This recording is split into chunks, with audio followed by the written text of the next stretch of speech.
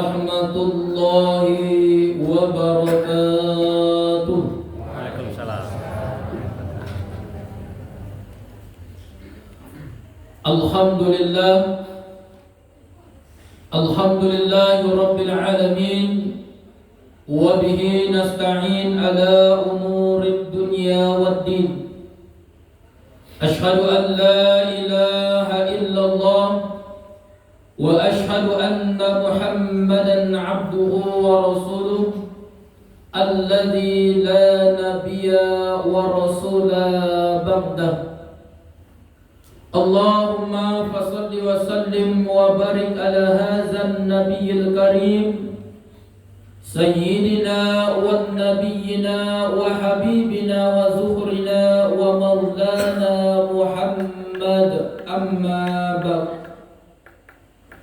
Faya ayyuhal khadiruna wal khadirat, inni usikum wa iyaya bittaqallah faqad fazal muttaqun. Ittaqullaha haqqa tuqatih wa la tamutunna illa wa antum muslimun. Faqala Allah Ta'ala fil Qur'anil Karim, a'udzu billahi minasy syaithanir rajim. Bismillahirrahmanirrahim.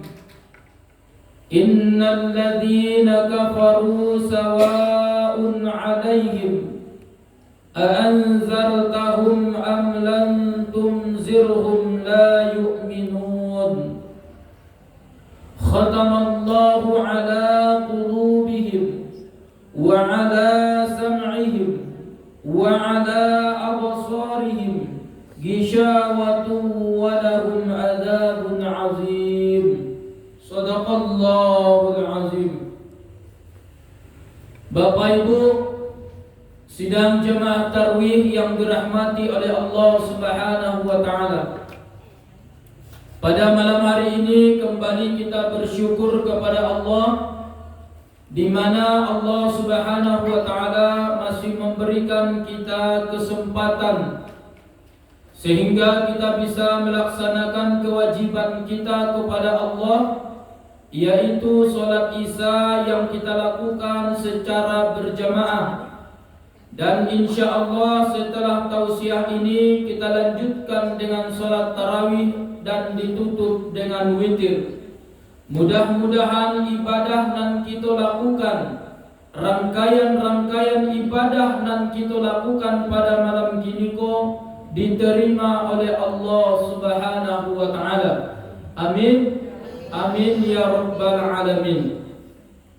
Salawat dan salam marilah kita hadiahkan kepada ruh baginda Nabi besar Muhammad sallallahu alaihi wasallam dengan berlafazkan Allahumma shalli ala Muhammad wa ala ali Muhammad. Bapak Ibu sidang jemaah yang dirahmati oleh Allah, alhamdulillah kita masih diberikan oleh Allah iman, masih bisa melaksanakan Qiyamul Lail 10 malam terakhir, 10 malam nan pertama telah kita lalui. Kini masuk malam 10 yang kedua, bahkan sudah hampir habis 10 malam nan kedua. Alhamdulillah kita masih istiqamah, dan insya Allah finishnya nanti di malam nan ketiga, malam nan 10 nan ketiga. Artinya 10 malam terakhir penentuan bagi kita apakah kita berhasil menempuh bulan Ramadan penuh atau setengah-setengah. Inilah yang akan dijanjikan oleh Allah Subhanahu wa Ta'ala kepada kita. Mudah-mudahan awakku sadalahnya menjadi orang-orang la'allakum tattaqun. Kaum muslimin sidang jemaah yang dirahmati oleh Allah, adapun kajian kita pada malam hari ini Kita ambil dari surat Al-Baqarah ayat yang ke-6 sampai ayat yang ke-7. Kita ambil judulnya adalah orang-orang yang sulit menerima hidayah dari Allah Subhanahu wa taala. Di dalam Al-Qur'an Bapak dan Ibu, kita cari ayat yang kita baca tadi. Apa kata Allah? Innal ladzina kafaru sawa'un 'alaihim a anzartahum am lam tunzirhum la yu'minun. Sesungguhnya orang-orang kafir itu, kata Allah, disampaikan kepada mereka ayat-ayat Al-Quran ini, ataupun tidak disampaikan kepada mereka ayat-ayat Allah ini, la yu'minun, mereka tidak akan beriman kepada Allah. Tapi Bapak dan Ibu, kalau kita cari ayatku, sifatnya bukan umum. Indak semua orang-orang kafir itu kalau diberikan mereka nasihat ataupun tidak diberikan nasihat la yu'minun. Kalau kita lihat dari asbabun nuzul ayat ini, ternyata ada beberapa tokoh-tokoh orang kafir Quraisy yang menolak dakwah Nabi Muhammad. Jadi tidak sadalahnya Bapak dan Ibu, ada beberapa orang-orang kafir Quraisy itu ketika disampaikan kepada mereka ayat-ayat Allah, memang mereka beriman. Kaum muslimin sidang jemaah yang dirahmati oleh Allah Subhanahu wa taala. Ayat ini Bapak dan Ibu memang turun bercerita tentang orang-orang kafir Quraisy waktu itu. Tokoh-tokoh orang kafir Quraisy yang tidak mau menerima kebenaran dari Nabi Muhammad sallallahu alaihi wasallam. Tetapi Al-Qur'an ini sifatnya umum, berlaku kepada seluruh manusia. Walaupun ceritanya di zaman jahiliyah dulu kepada orang-orang kafir Quraisy, ternyata bisa juga ayat kita lihat di dalam lingkungan nawak. Maka sunyo Bapak dan Ibu, ada dari golongan kita ini diberikan mereka nasihat ataupun tidak diberikan mereka nasihat, mereka tidak akan pernah memperbaiki diri. Coba kita cari Bapak dan Ibu, datang Ramadan, indak datang Ramadan, bulan biasa, jo bulan Ramadan, ada orang kok samose dinyo, ndak ada bedanya dong. Orang ketika datang Ramadan berlomba-lomba memperbaiki iman, berlomba-lomba paika surau, berlomba-lomba menanam kebaikan. Nan kawanku indak juo. Indah ada dong. Datang Ramadan pertama, ini ndak puasa dong. Datang malam tarawihan pertama, ini ndak datang juga ke masjid dong. Indak tiba juga ke musholla dong.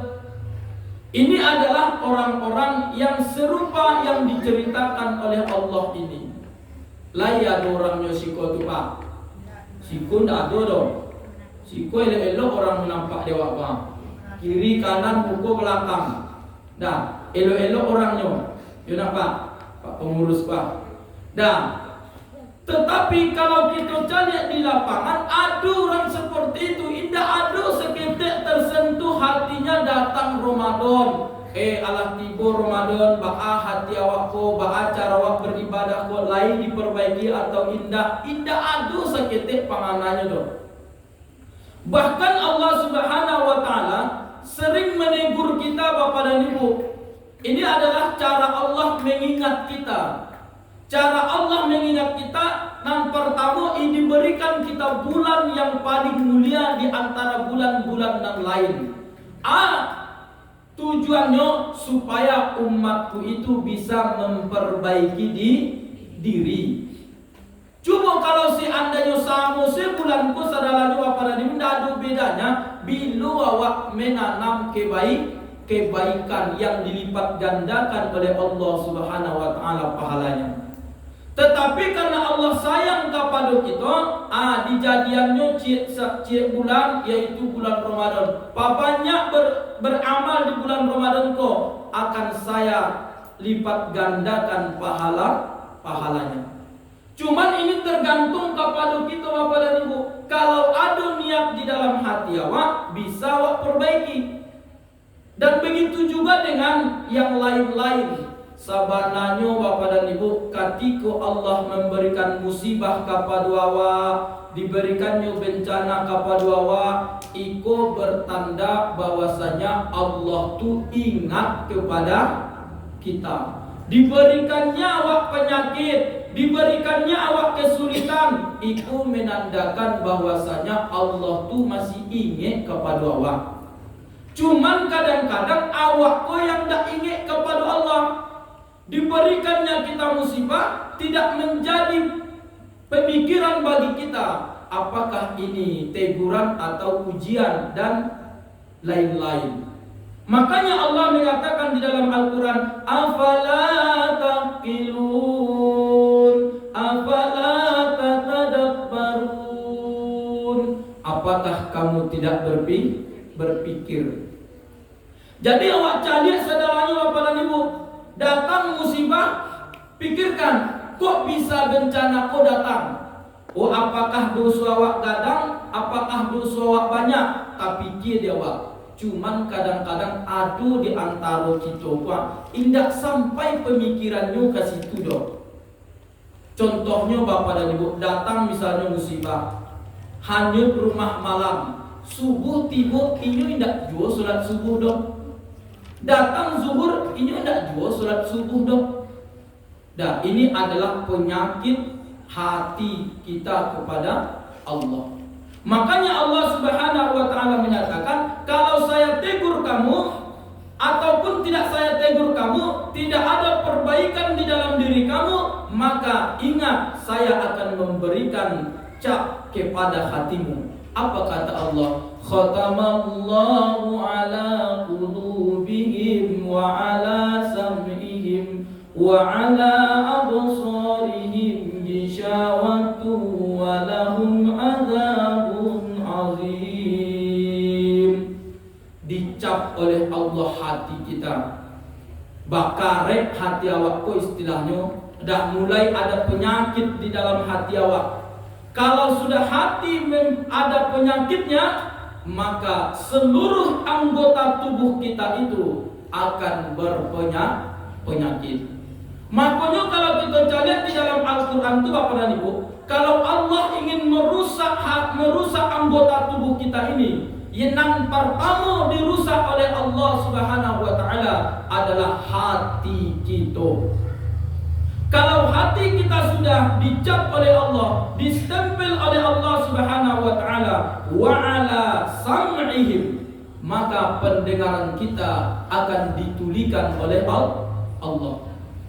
Apa artinya? Bukan berarti awak kau nak mendanga dipanggil kawan. Bukan berarti awak kau nak mendanga kalau kawan mengecek di samping awak lain tadana. Tetapi pendengaran kita sudah mulai ditulikan oleh Allah dengan hal-hal kebaikan. Lain kadang-kadang tarasu dia waktu Bapak dan Ibu, awak harus sering mengintrospeksi hati awak kok. Contoh misalnya, alah 3 hari awak ndak ke masjid, alah seminggu awak ndak ke masjid, lai ado tarasu di hati awak atau tersentuh hati awak, alah seminggu awak ndak ke masjid, kini ke masjid julun. Lai ado kayak itu, Bo.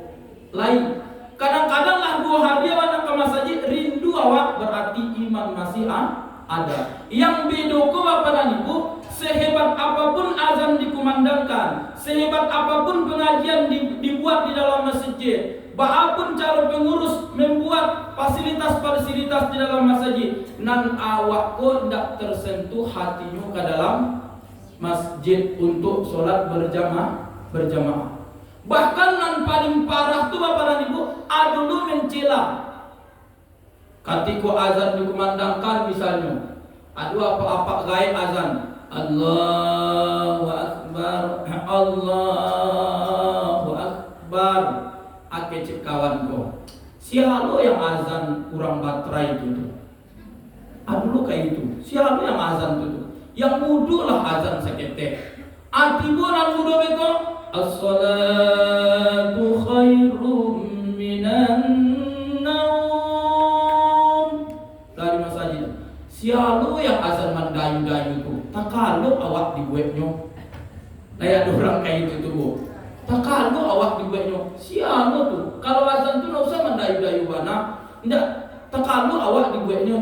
Berarti orang kok tidak ada pak hatinya untuk kamasaji. Sadalah salah diurang. Penceramahnya beko nan tua salah lo. Mana penceramahnya yang tua tuh. Ngantu awak dibuatnya. Dicari nan muda-muda. Muda bana penceramahnya. Awak lah gaib. Masa penceramahnya muda? Awak lo dibunuhnya.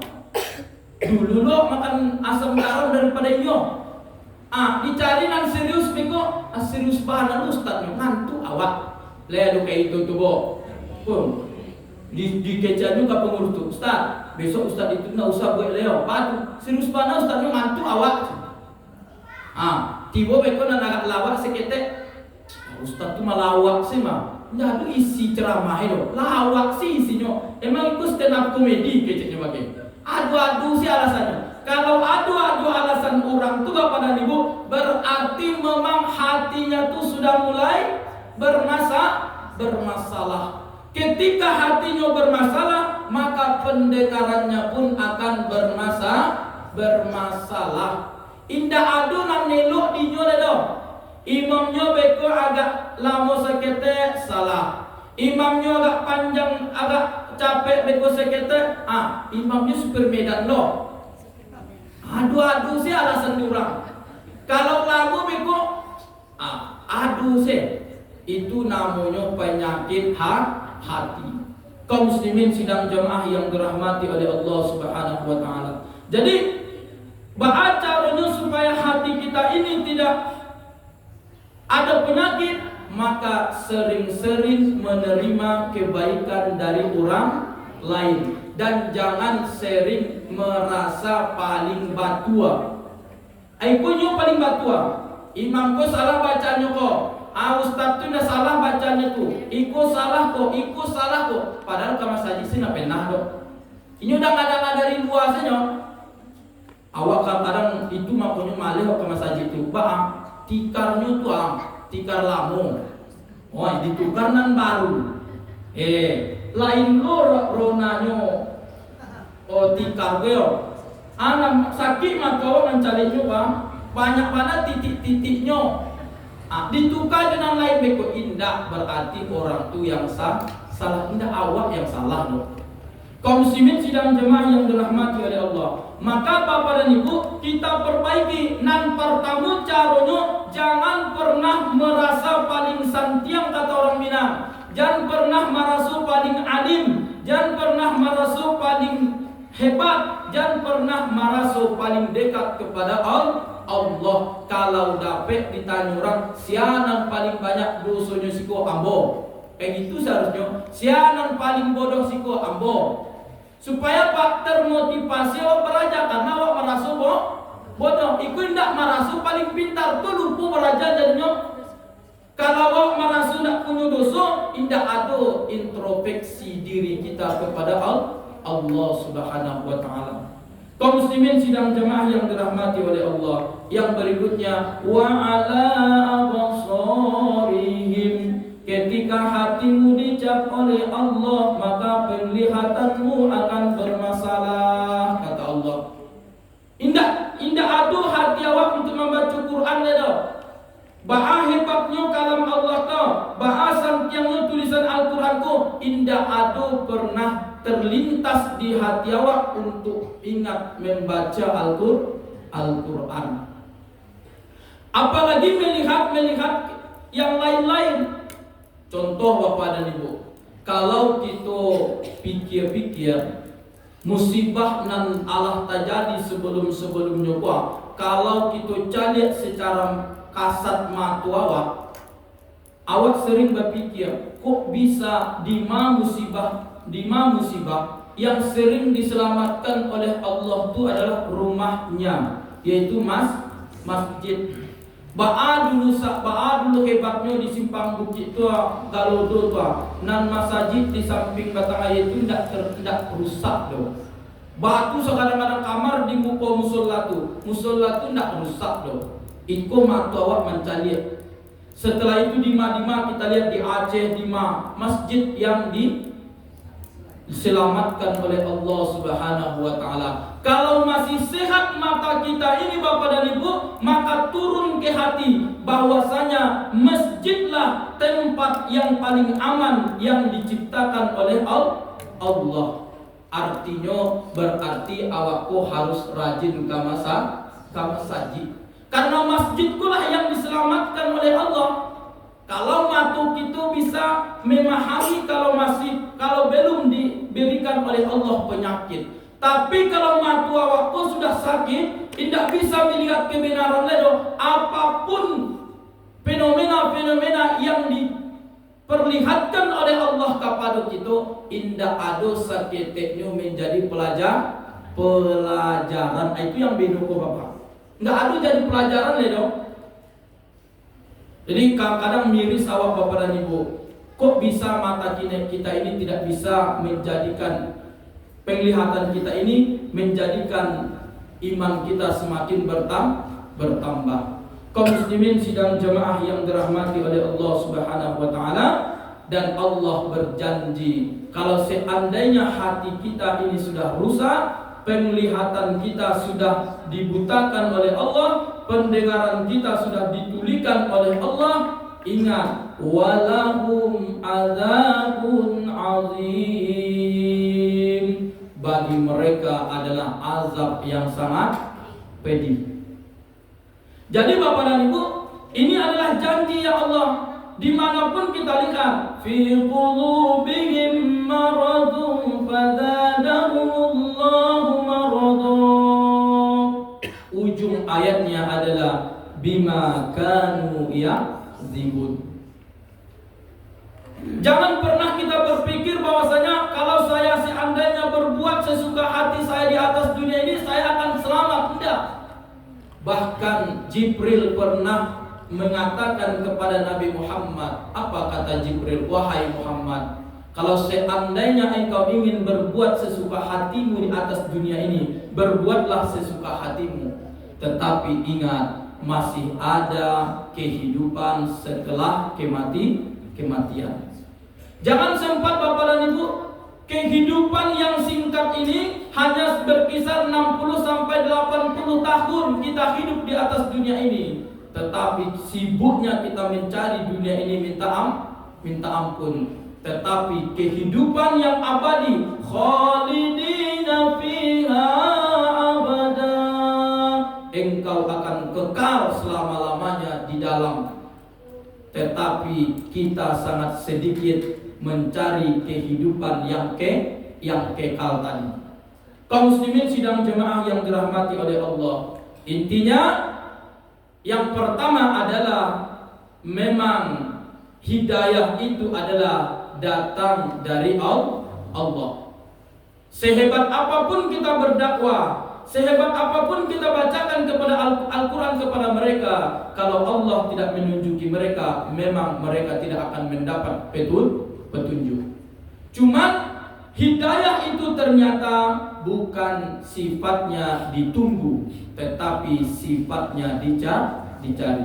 Di mana mencari hidayah itu Ustaz? Yang pertama, memang syariat kita mengajarkan perbanyak menuntut ilmu. Yang berikutnya, banyak bakawan jo orang elok.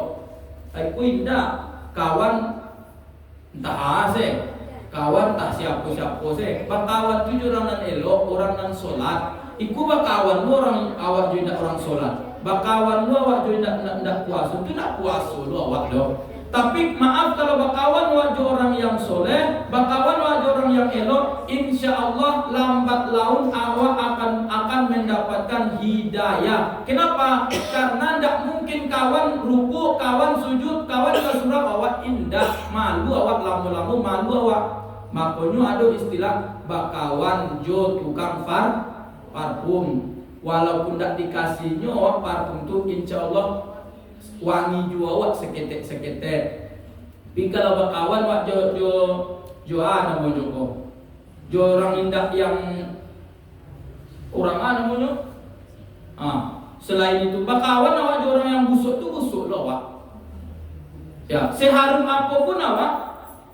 Kawanku maaf busuk, awak lebih kau dituduh kawan busuk tu. Bakawan awak jo orang yang tidak elok, awak pun ikut indah elok. Padahal awak sebenarnya dah ikut kau dong. Cuman dia bakawan dunia, awak pun dituduh orang. Tetapi lambat laun maka kita akan mengikuti perangai mereka. Jadi Bapak dan Ibu, marilah kita sering-sering mendengarkan taklim, apalagi di bulan Ramadan kok 30 orang, 29 orang nanti bu ke masaji awak kok. Tidak ada seketek yang bisa awak bawa. Tidak ada seketek yang bisa memperbaiki awak setelah Ramadan kok. Jangan sempat awak seperti ayat ini disampaikan dakwah, tidak disampaikan dakwah sama senyo. Batu angin lah ayat lalu saya. Begitu juga dengan hati kita, sering-sering melihat ke atas kalau masalah agama. Si anu tu alimnya minta ampun, solat tarawihnya, solat wajibnya 5 kali ke masjid, awak biarlah 3. Tapi awak berusaha menandinginya dan jangan sering-sering melihat ke atas masalah duniawi. Kalau aco awak melihat ke atas, maka hati kita ini sering atau mudah nanti terkunci oleh Allah. Kok bisa rumahnya kadang tu ya, rumah keteknya. Kok bisa autonya rancak tu ya, auto buruaknya. Jadi itunya dicari auto awak ada orang indah, orang tidak ada. Awak bisa berjalan, orang maaf ada bagi tidak bisa berjalan. Kasih itu awak cari. Kalau aco awak mencari kate sakit hati awak, maka penyakit yang lain itu, penyakit anggota fisik yang lain akan ikut sakit. Itu makanya kalau ada orang mengejar, makasih itu ya maaf, punya stroke, batu, aco mana apa pikir? Emang iyo kalau pikir itu awak penyakitnya anggota tubuh kanai. Ternyata ada juga efek sampingnya. Jadi Bapak dan Ibu, itu aja kajian kita pada malam hari ini. Mudah-mudahan bermanfaat bagi kita semua. Mari kita saling menasihati dan saling menjaga hati kita supaya masih bisa menerima kebaikan-kebaikan dari orang lain. Sekian, wabillahi taufiq wal hidayah. Assalamualaikum warahmatullahi wabarakatuh.